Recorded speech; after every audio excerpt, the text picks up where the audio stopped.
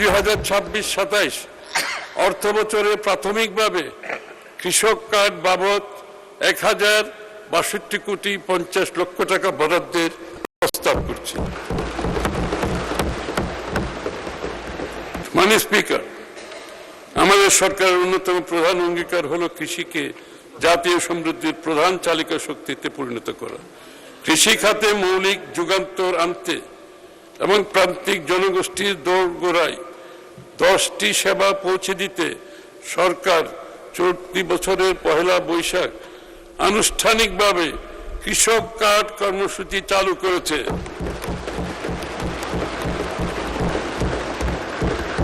আগামী 26-27 অর্থ বছরে 100 উপজেলায় 42.5 লক্ষ কৃষককে কৃষক কার্ড প্রদান করা হবে এবং দেশের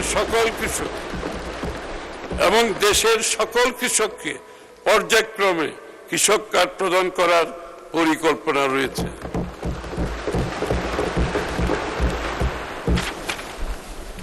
এই কার্ডের মাধ্যমে ভূমিহীন ও প্রান্তিক কৃষকগণ প্রতি বছর একবার 2,500 টাকা করে নগদ সহায়তা পাবেন। আমি 2026-27 অর্থ বছরে প্রাথমিকভাবে কৃষক কার্ড বাবদ 1062,50,00,000 টাকা বরাদ্দের প্রস্তাব করছি।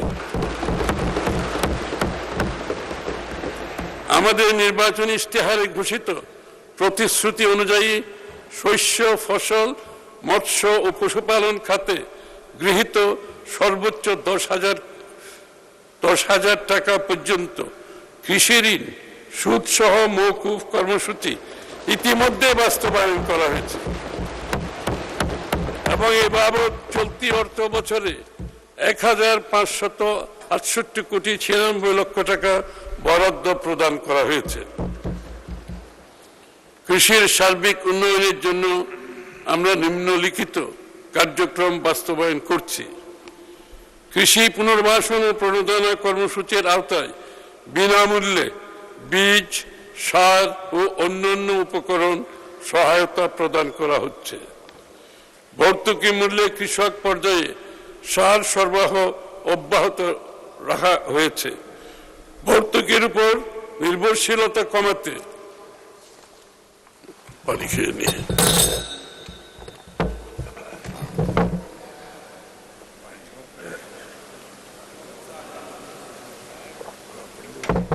ঠিক আছে,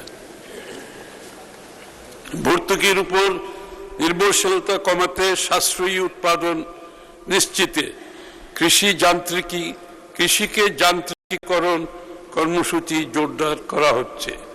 আমাদের অনেক সময় শ্রমিকের অভাব থাকে, এর জন্য কৃষিকে আরো সামনের দিকে এগিয়ে নিয়ে যাওয়ার জন্য যান্ত্রিকীকরণ প্রয়োজনীয়তা দেখা দিয়েছে। কৃষি পণ্যের বহুমুখীকরণ কার্যক্রম জোরদার করা হয়েছে। পচনশীল পণ্যের জন্য কোল্ড স্টোরেজ ও কোল্ড চেইন ব্যবস্থা সম্প্রসারণ করা হচ্ছে। আমাদের অনেক পচনশীল খাদ্যশস্য নষ্ট হয়ে যায়, এই জন্য এই ব্যবস্থা নেওয়া হচ্ছে। মাননীয় স্পিকার, আম চাষীদের জন্য বরেন্দ্র অঞ্চলে বিশেষ হিমাগার স্থাপন করা হচ্ছে।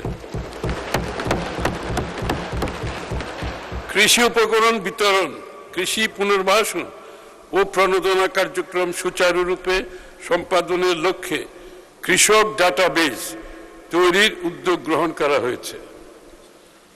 ডাটাবেজের মাধ্যমে সার্ভিস ডেলিভারিটা মাননীয় স্পিকার অনেক সহজ হবে। ইতিপূর্বে বিএনপি সরকার কর্তৃক প্রবর্তিত স্বেচ্ছাশ্রমে খাল খনন কর্মসূচি বাংলাদেশের একটি সফল সামাজিক আন্দোলনের নাম, যা মাননীয় প্রধানমন্ত্রী